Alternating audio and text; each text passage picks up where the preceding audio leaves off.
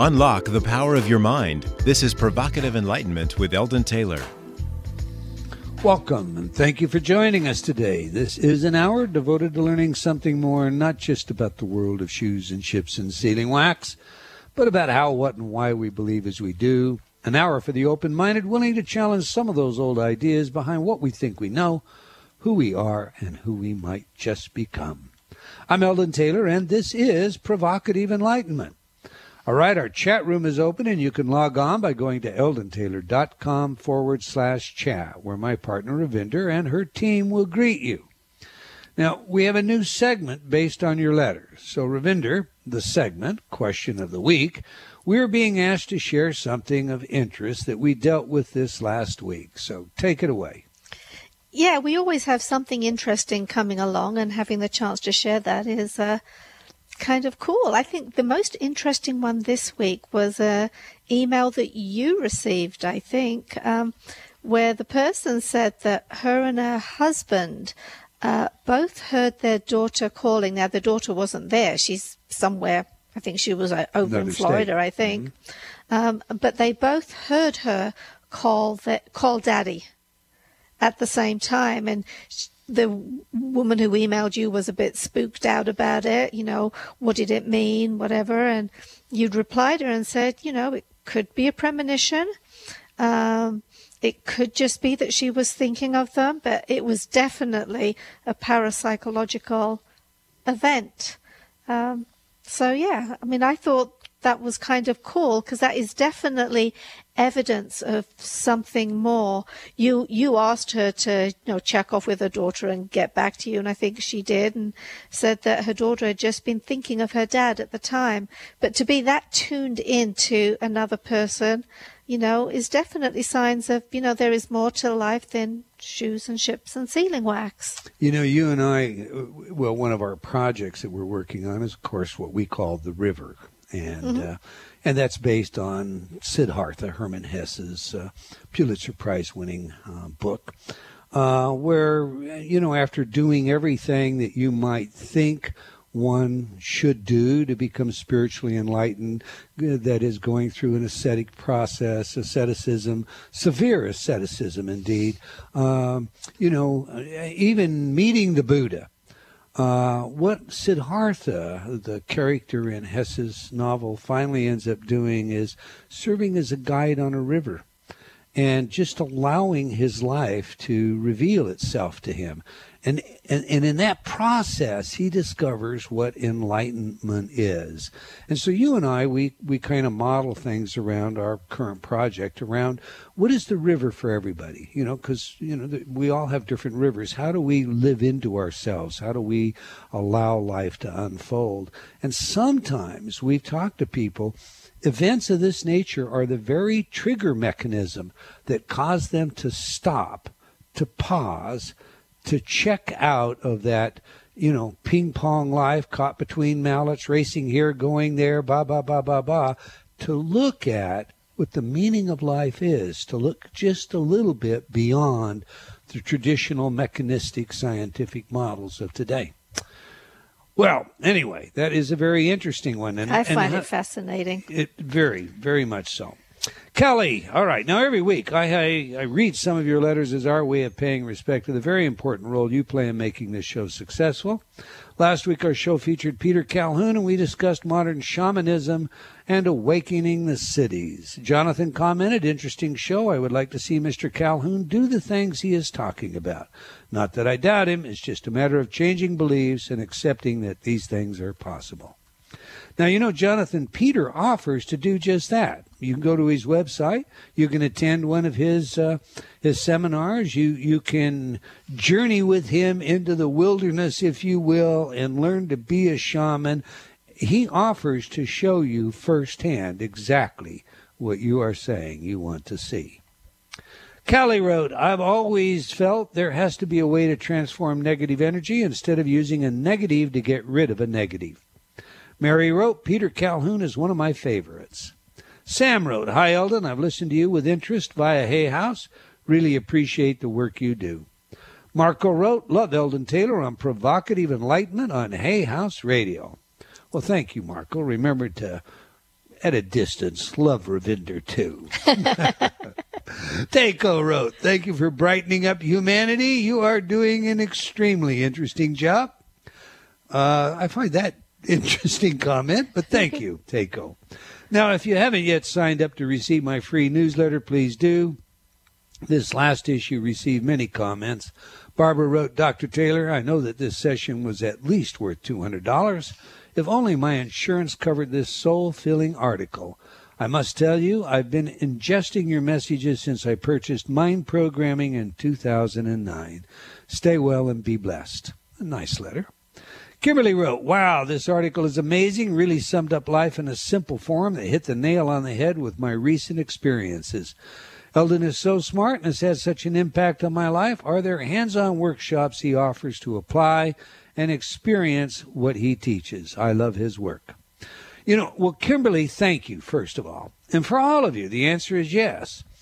Indeed, the next in-person workshop will be in Sandpoint, Idaho in October, and Ravinder has all the details. You can check with my office to get a schedule of the events, for that matter.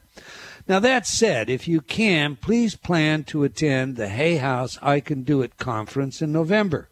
There I will be leading a 5-hour workshop that I know can change your life, adding a level of empowerment that many cannot even guess exists. The details are on my website as well as the Hay House site.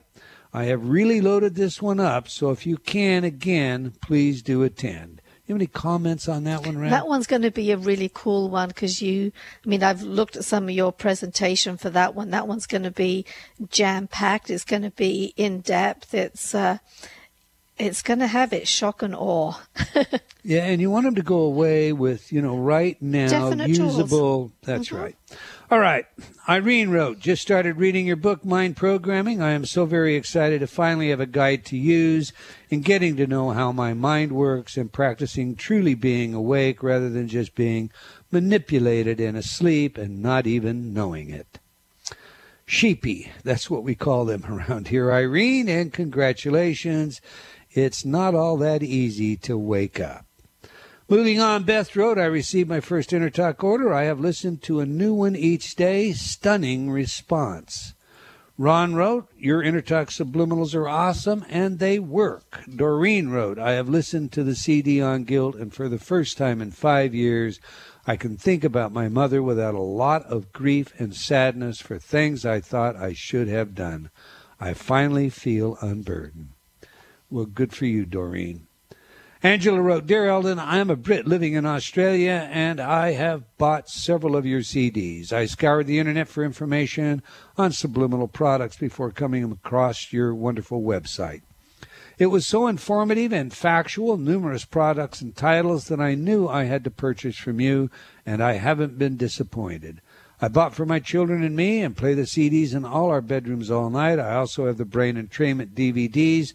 The results have been nothing short of amazing. The children have improved at school. I have gained confidence in my ability to start a business. And last but not least, my hair has stopped falling out. This last one really astounded me as my hair had started thinning since puberty. I had never regained the thickness I had when I was a young girl. It took about 4 to 5 months before I noticed that my hair loss was reducing, and I hadn't started exercising or changing my diet at all. To be honest, I didn't think the Freedom from Hair Loss CD would work. So it goes to show that it doesn't matter what your conscious mind thinks as long as you listen to the CD. Thank you for offering your wonderful products to the world. I intend to make further purchases and recommend you to everyone I know. Well, congratulations, Angela, and thank you for sharing. That's a very interesting letter. It reminds me of, so many things that the mind has direct control or influence over. How we handle stress is something that, everybody understands. I can internalize that, and it can affect my immune and my endocrine, my ANS. But at the same time, it affects a lot of things other than that.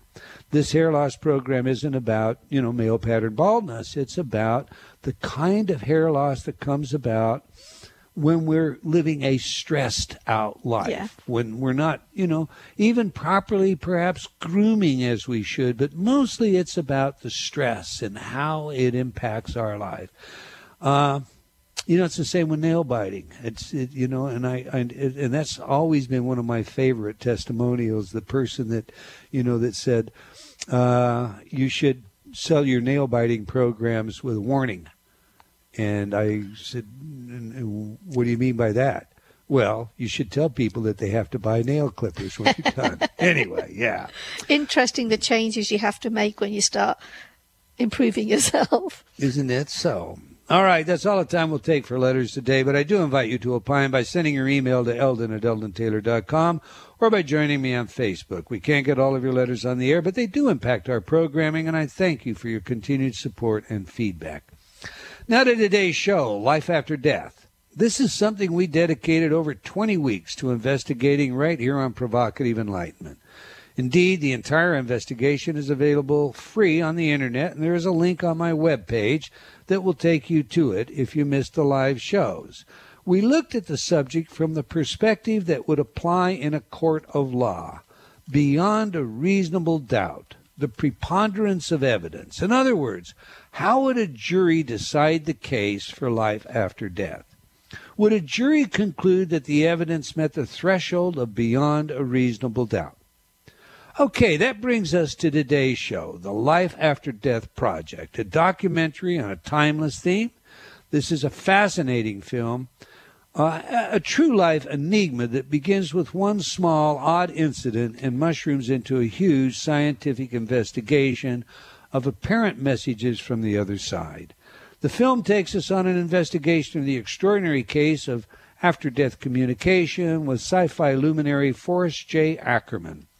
Uncle Forry, as he is known to some, was a skeptic about life after death, but he promised close friends that if it turned out he was wrong, he would try to drop them a line from the other side. The documentary evidence of what happened has to be seen to be believed, but we'll discuss it some today with the film's producer, Paul Davids. Now, I have to tell you, this film is the best of its kind I have ever seen. You are going to want to watch this film. Paul is from Bethesda, Maryland, and is a graduate of Princeton University, where he majored in psychology and won numerous awards in writing. He then attended the American Film Institute Center for Advanced Film Studies in Beverly Hills and went on to work in film and TV, producing and or directing 9 feature films in the last decade, including Showtime's now classic TV film, Roswell. After a few years working as a script analyst for Hollywood agent Paul Kohner, his career in film and television took off when he got his first break as production coordinator and writer of the original Transformers TV show for Marvel Productions. Our sons love the Transformers, don't they? Paul Davids is also a prolific artist whose paintings have been displayed at many galleries.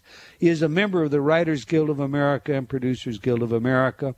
4 of Paul Davids' films are distributed to TV by NBC's Universal International TV division, including Starry Night, The Sci-Fi Boys, Jesus in India, and Before We Say Goodbye.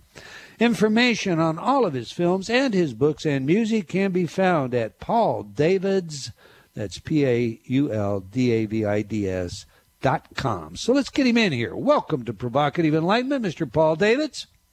Thank you. It's good to be with you today, Eldon. Good. Around here we like to know 3 things. Who is the messenger? What is the message? And how do we use it? So to begin with, please share your story. Just why did you make this film? What gave rise to your interest in the afterlife? And was it provoked by any sort of personal experience? Well, to start with the last question, it was provoked by personal experience. This was not a topic I have had considered tackling. I've made a lot of films on controversial subjects. I've been very fortunate after the success of Showtime's Roswell, which in itself was very controversial. I've had the luxury of being able to choose subjects of great interest to me that I knew were controversial, that I thought would push the envelope of people's thinking, open minds, That's how I ended up with Jesus in India as the topic, and I did a film on the LSD proponent Timothy Leary, the Harvard professor who was influential in the 1960s. Yeah, we're going to have to bring you back just to discuss some of these other films, but I'm sorry, I don't mean to interrupt. There's been a lot of them, but life after death was not a topic for me until a very dear friend and mentor, Forrest J Ackerman, who I had known for over 40 years, died at age 92. He passed away December 4th, 2008. It's a date etched in my mind. And it took about 3 months before there was a tribute for him, because he had said he was an atheist, not a believer in the afterlife, thought he would be quickly forgotten, didn't want a funeral, didn't want a memorial. And his dear friend, Joe Moe, who had been a caretaker toward the end of his life for many years, said, well, Forry, what about a tribute? Could we have your permission to have a tribute for you? He said, yeah, a tribute, okay. You can have a tribute. So it took about 3 months. It was March 7th, 2009. Egyptian Theater, Hollywood. Every seat filled. People coming from around the world to pay tribute. And why? Why tribute to Forrest J. Ackerman? Here's a man born in 1916. He grew up with the movies. Through the silent era, a forceful proponent of science fiction as a visionary form of literature and film that could take us into the future, open new worlds, new ideas. He was a futurist. And he had a great influence. People maybe know him best as editor of Famous Monsters of Filmland magazine. That started in 1958. Captured the spirit of movie monsters and science fiction in a way that kids could understand it. Had a lot of humor. He had a great sense of humor. A lot of fans. And they included everyone, bar none, who is working in the field of science fiction films, imaginative cinema today, including, of course, Lucas and Spielberg and Peter Jackson and Guillermo del Toro. Everyone is on the list of those who felt that Forry was their spiritual uncle. Right. He was like a Pied Piper, and he was to me, too. So along comes the tribute, and that day was the day that strange things started to happen. You said you wanted to know who the messenger was. Well, I'm the messenger through the sense of bringing the film to everyone, but I think the real messenger is Forrest Ackerman, because so many things have happened, Eldon, that can't be explained. I've brought scientists into the mix on this. I've been to 3 universities with some of the evidence of the Forrest Ackerman contacts. Right. They are baffled. They've examined some of this evidence for 3 years. We've had mediums involved. We have lists of extraordinary synchronicities, and so many of them that you have to turn away from the idea that this is just all coincidence. And most important, I think, is the physical evidence, because against my reluctance, in spite of my own skepticism and my hesitancy to jump to paranormal explanations, something happened to me that just can't be explained that I think was Forrest Ackerman dropping me a line like he said he would do if it turned out he was wrong about life after death. And almost literally dropping you a line. Yeah, a line in a document was changed, and it was a message. And that's how it began for me. It began the day of the tribute for others, for 2 Canadian filmmakers who had made a documentary about his life, Ian Johnston and Mike MacDonald. And they had the first experience. They visited his crypt. I mean, it sounds like something out of Twilight Zone. Forrest was big on crypts, He was into science fiction and horror. He owned Bela Lugosi's ring when Lugosi played Dracula. Right. And he always made fun with this kind of stuff. So they could playfully go to his crypt on the day of his tribute and knock on the crypt and say, Uncle Forrest, we're here. We've come with the movie. We'll be there tonight. And they said that within an hour they got a knock back from him. And they told us all about it, what happened. You need to see see the film to get the details. It's the Life After Death Project. And today, actually, is the very day, Eldon, it comes out nationally. Today is the first day where I can say you can go to any website that sells movies, from Target to Barnes & Noble to Amazon, to name any of them. You can find it, and they are starting to ship today. And at our website, lifeafterdeathproject.com, we'll ship it all around the world. And I'm going to give you a free plug there. I, as my audience knows, this is a subject that I have done a great deal of research on, and I don't think there's any aspect of it that we haven't looked at, or any expert that we haven't really done some hard interviewing of. And we'll get into taking it apart. But here's my message to everyone listening in. There is nothing that I have ever seen that is as compelling, as interesting, as dramatic as this film. If you're interested at all in is there evidence for life after death, you really want to see this film. And actually, are you shipping it as 2 CDs, Paul? Yeah, it's 2, because you see, I had so much that was left on the cutting room floor, so many experts, so many people, so many other cases, that I said that it had to be 2 movies. So I put together a sequel. The first movie was on Sci-Fi in May. They showed it one time. And then yes, 2 DVDs plus 40 minutes of bonus materials that include Ray Bradbury at the tribute and Rick Baker. So, altogether it's well over 4 hours. And I have to say one thing. I have to ask for everybody's support. As an independent filmmaker, we need the support of our public and those who appreciate our work, or we can't do what we do. And there are pirates out there, international cartels just stealing, no respect for copyright on the Internet. Please don't go there. Those people are they're doing a great disservice to our field and everyone who works in it. So I ask for your support and think that I'm offering. So I really appreciate your words there, Eldon. I think what a recommendation for you to say it's the best of the best. Well, and I mean it. It's sincere. All right, now let's get into some of the specificity of the film, because I think as we can tease out some of the things that are in this film, we're going to even kindle more interest, if you will. The movie opens with a story. Well, there's 2 movies, so I'm going to jump back and forth. But it opens with a story of a psychic who reports a murder she has been told about by the deceased.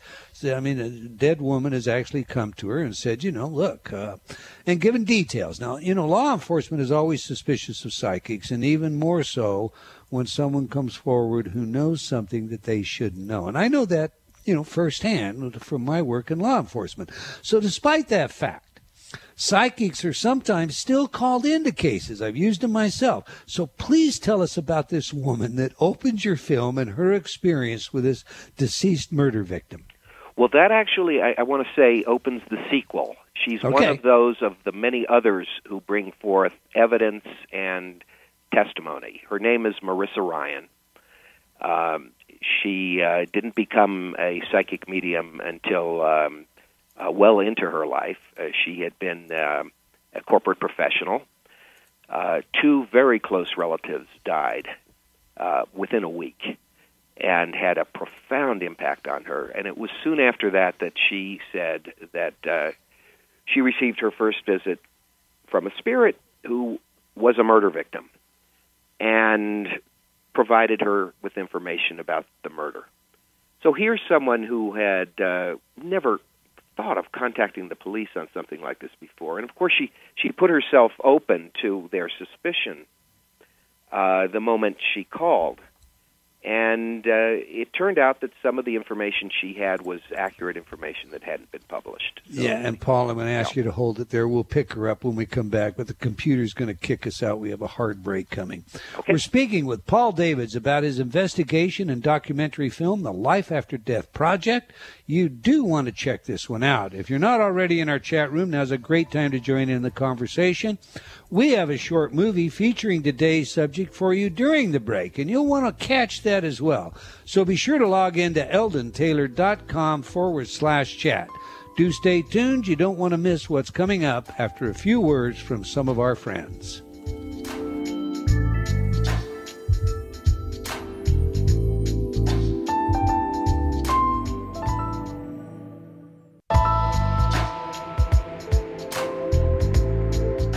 Unlock the power of your mind. This is Provocative Enlightenment with Eldon Taylor. And welcome back. If you just joined us, we're speaking with Paul Davids about his investigation and documentary film, The Life After Death Project. But before we get back to the show, I want to invite you to join me on Facebook as a friend or a fan. I post regularly everything from where I am and what's on next to the latest in science, technology, and consciousness studies, and from time to time, some of my own opinions about the world we live in. As one of my opinions about the world we live in, you do want to check out this film. I promise you, you will not be disappointed. I also want to remind you to be sure and register to receive my free newsletter when you visit my site and get your free MP3s. All right, before the break, Paul, you were telling us about Marissa Ryan and some evidence that she knew of that no one else would know except law enforcement. And that evidence was? Giveaway.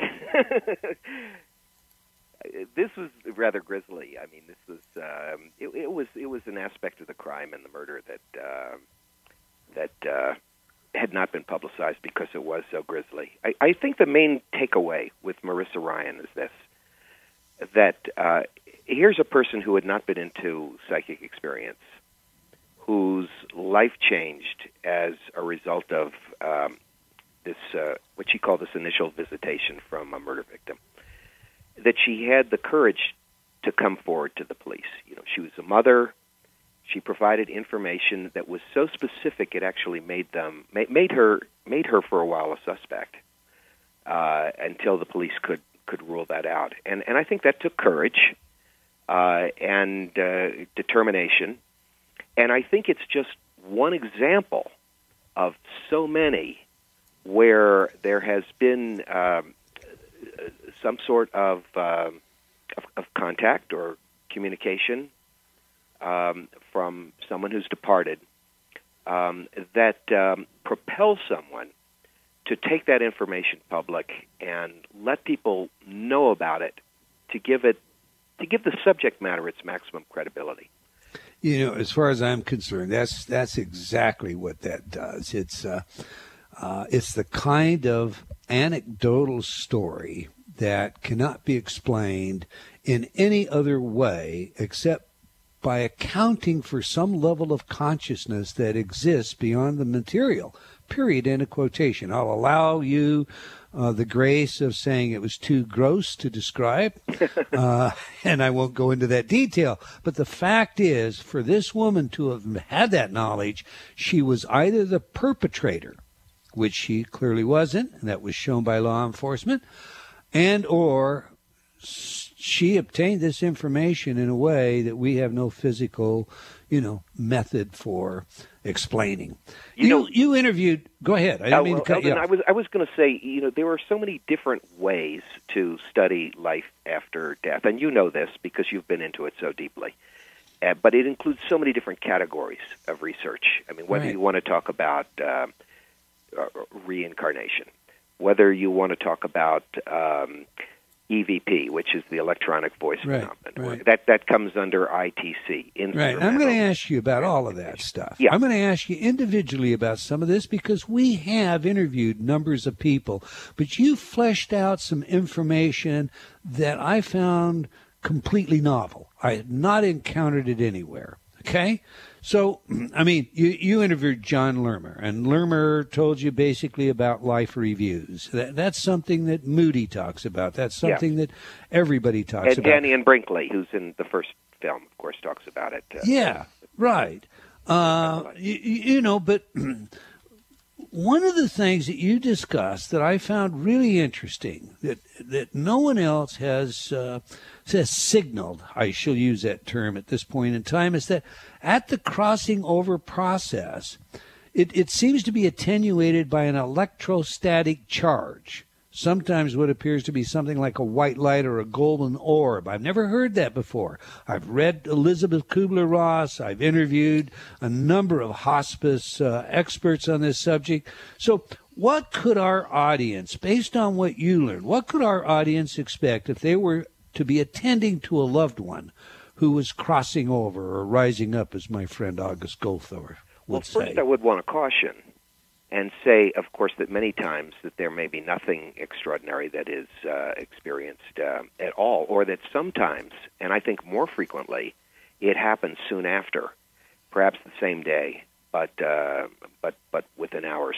What Dr. John Lerma described, he's a palliative care physician who's been with the dying, research on this, helping these people for 15 years, and the nurses that are in the film, who have attended to so many people passing over. They do describe phenomena such as this electrostatic charge, the hair, standing up on your back or on your arms.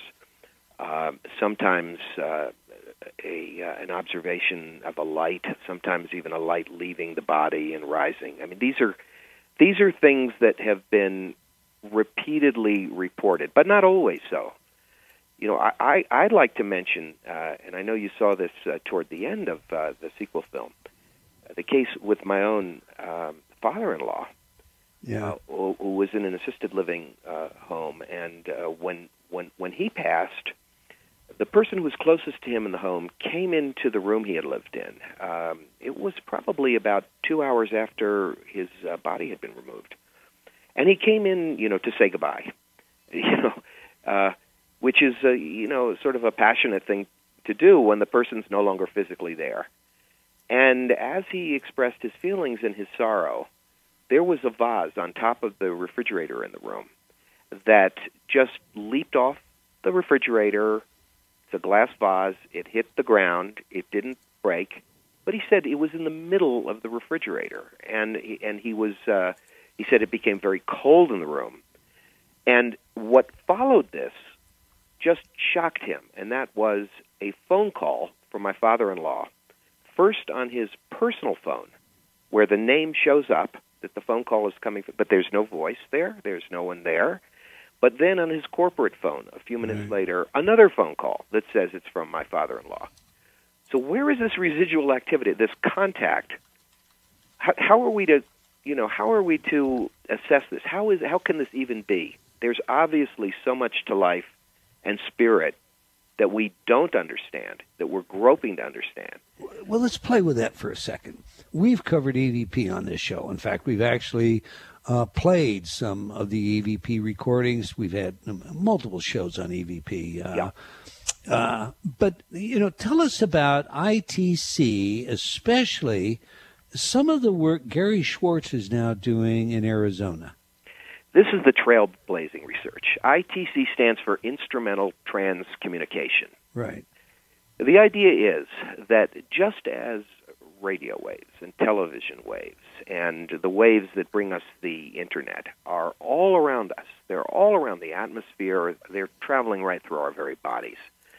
The only way we can detect these signals, or we wouldn't even know that they exist, is to have a device that tunes in to that channel, to that frequency. The theory is that the spirit world exists all around us. It's not something far away, but that deceased loved ones, people we knew, that we think of them, and that the presence is near. And that in order to pick up the signals and pick up the communication, sometimes that it could be done using our own technological equipment. Now, you mentioned Gary Schwartz. Right. Dr. Gary Schwartz, University of Arizona, Tucson. Wonderful author. Look for some of his books, like The God Experiments and The Sacred Promise. Right. He's a graduate of Harvard. He was a professor at Harvard, professor at Yale, then went to University of Arizona, Tucson. His work in research of life after death has been supported through the university for over 15 years. He began working with mediums, looking for those who are the best, who are the ones that really have the gift, and discard the others. And then he began working with technology, ITC, and he's developed computer software, which is absolutely fascinating, purportedly to help him communicate with deceased spirits. Now, in my film, the cameras go into his lab, and he attempts communication with Forrest J Ackerman, who my case is about. Right. And you see the evidence in the film. The communication is clearly taking place. You have to see what leads up to it, and how when he speaks to Fari, he asks for an identifier. The identifier is 3 on his bar graph. It refers to the intensity of the change of radiation level through the communication that's actually being measured, and you see it on the screen. And as he asks Fari a series of questions, when the bar graph comes up as 3 in response to some of these questions, it's not chance. It's not just noise in the system. That's already been figured out and filtered out. But it implies that there is some source for these answers. Yeah. And this is where my main interest lies, because while you can study, EVP, reincarnation, near-death experience, all these different aspects, my main interest and the main focus in the Life After Death project is ADC, after-death communication, reaching a contact with someone who has passed, because I think that's what happened. Through no desire of my own, I didn't ask for it, I didn't expect it, but that's what happened to me in the case of Fari Ackerman. So your mentor came to you and said, okay, I was wrong, there is life after death, and now your mission is to tell everyone else. Have I got that pretty right? Yeah, it was an assignment, and it continued for 4 years making the film. And some of the things that happened just as the film was coming out, make me think that my mentor gave me an A+. Well, I would definitely give you an A+. That said, there are some things that I'm going to ask you about that I think are there were weak spots in the combined. There's 2 films. We're talking about 2 films. You've got the film and you've got the sequel. So our audience understands when you get this, you will receive 2 DVDs. And I'm not always asking you a question by referencing in the sequel or in the film. Yeah. I'm treating them as though they're one film. Okay. All right. In 1901, McDougall weighed 6 patients while they were in the process of dying from tuberculosis. Yeah. And would he, we have a meme in the consciousness of our culture today that essentially argues that, you lose weight at the moment you die because his measurements indicated a half ounce of weight was lost at the time of death. Now, science, of course, scoffs at that, both in the methodology and the findings and so forth. The fact that this was in your film rather puzzled me because there are so many. Here they are, just hard, irrefutable. It was kind of like, I don't know, you forgot to get the grease out from under a fingernail at a formal tux dinner. Tell me. No. To be fair, it was a comment reported by Dr. Claude Swanson. Right. And Claude Swanson was reviewing some of the kinds of evidence that have been put forward.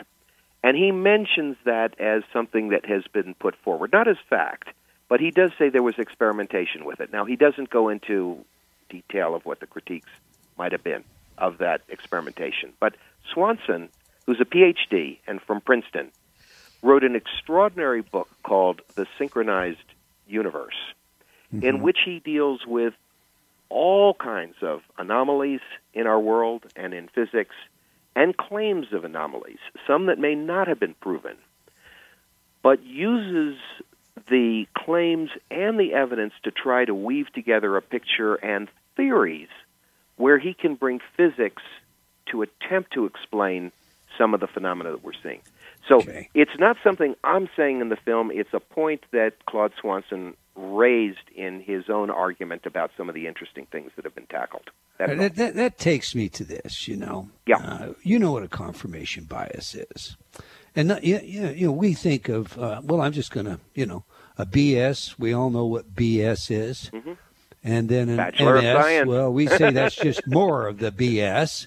And then a PhD is pilot higher and deeper. Okay. And very often, because someone has a degree, we give them credibility, when indeed that doesn't necessarily imply that they should have it. We have many PhDs in institutions of all kinds. Yes. So you had Michael Shermer on your show, and I recently interviewed Michael.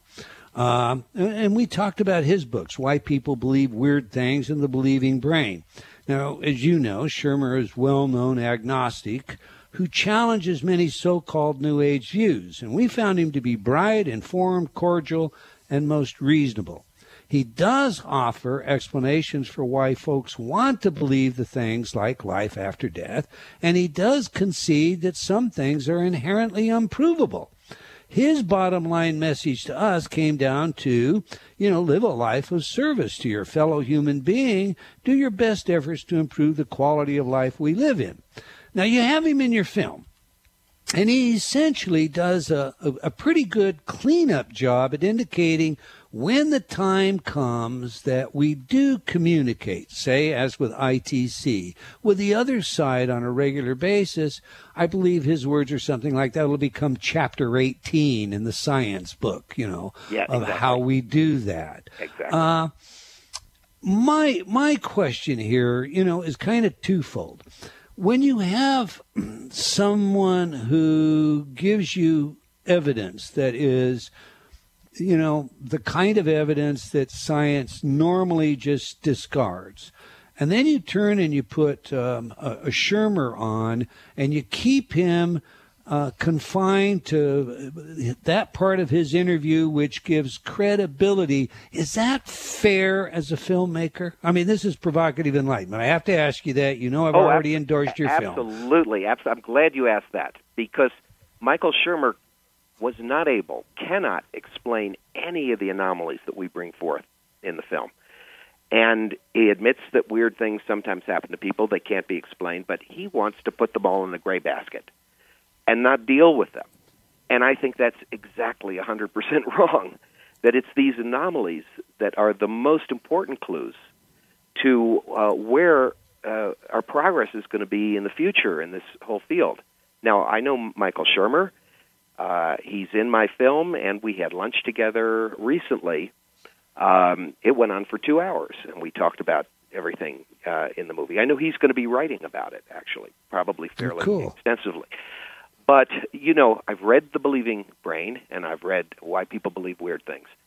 And one of his arguments about the, what is the word, the bias that you use, the confirmation bias. The confirmation bias, yeah. Right. If you have a predisposition to believe something, you're going to grasp for everything that you see as being evidence of it. That's for right. example, it's reasonable to say that if somebody is deeply religious and they have a very strong belief in God, and they're lying on the ground at a picnic and looking up at the sky, and they see a cloud, and it just looks perfectly like an angel, that person is going to be much more likely to interpret that as an angel and a sign than a meteorologist would, who would say, wait a minute, it's moisture in the air.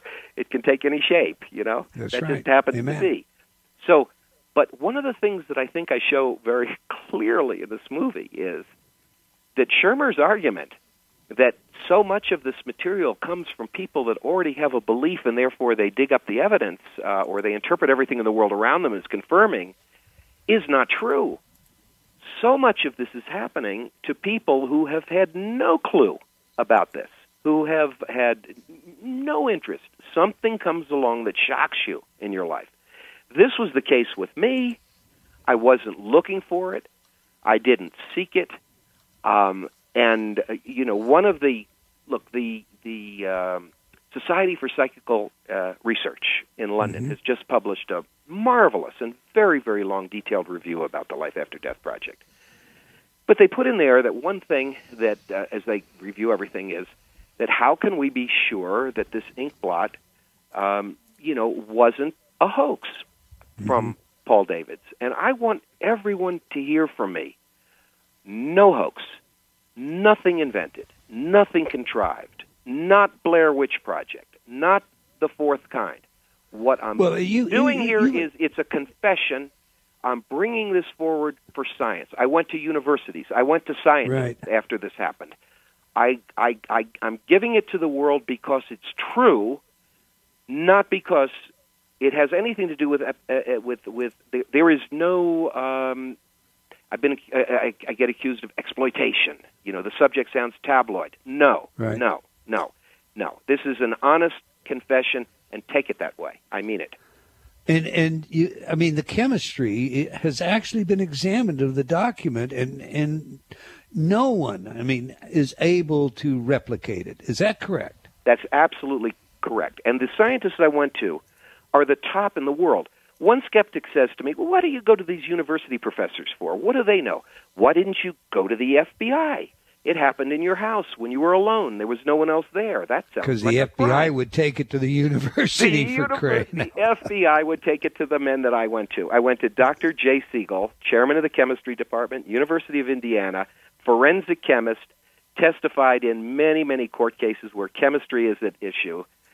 He's the expert in paints, inks, solvents, and so is Dr. John Allison of the College of New Jersey. I went to the right people. They took 3 years. It baffled them. It bothered them. They can't reproduce it. They tried every solvent they could possibly think of. And they said to me, look, Paul, you may have been a suspect when you came in here because anybody who comes in with a story is a suspect. But you couldn't have done it even if you'd wanted to do it. We can't figure out how to do it, how it could have been done. And that's the reason I turned it into a movie, because if these scientists had shot this down, I wouldn't have taken it any further. That would have been the end of it. Right. You know, the bottom line is everyone needs to see this film because we're not able to even really cover the tip of the iceberg of some of the physical evidence you've got packed into this story, period. End of quotation. We only have a couple of minutes left. I'm going to ask you a question, but before I do, I want everyone to know again how to get the movie. Give them the website, your website. Tell them precisely where you want them to go. We are lifeafterdeathproject.com, and we ship the DVD all around the world. Now, in fairness, you may find it at less than retail price. You will.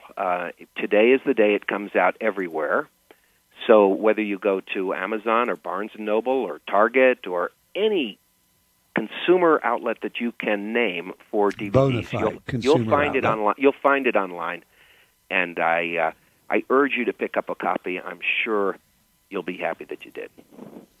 I am too. All right, last question. You've got about 1 minute to give it up. Okay. One of the areas common to past life research, past life to afterlife, is reincarnation.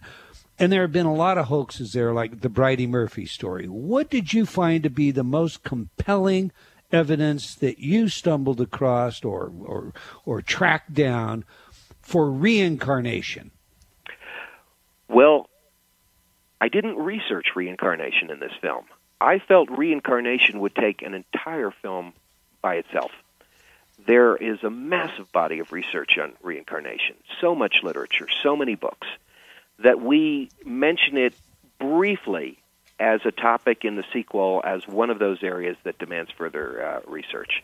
With an expert in reincarnation. And actually, I think Gary mentions it as one of his four. But No. Gary doesn't say reincarnation. No, Gary says physical evidence, synchronicities, mediums, and instrumental transcommunication. You're right. Those are it his isn't four. Gary that does. You're right. You've got me, but we're out of time. I'm going to have to run on that one. You do want to catch this film. I'm sorry we've come to the end of an hour of Provocative Enlightenment. I want to thank our behind-the-scenes team, Kyle and Joe, as well as the rest of the gang at Hay House Radio for making what we do on this show so pleasurable. And, of course, a big thank you to our guest and to all of you for joining us today. I hope you enjoyed our show and will join us again next week, same time and same place. Until then, remember, believing in yourself always matters.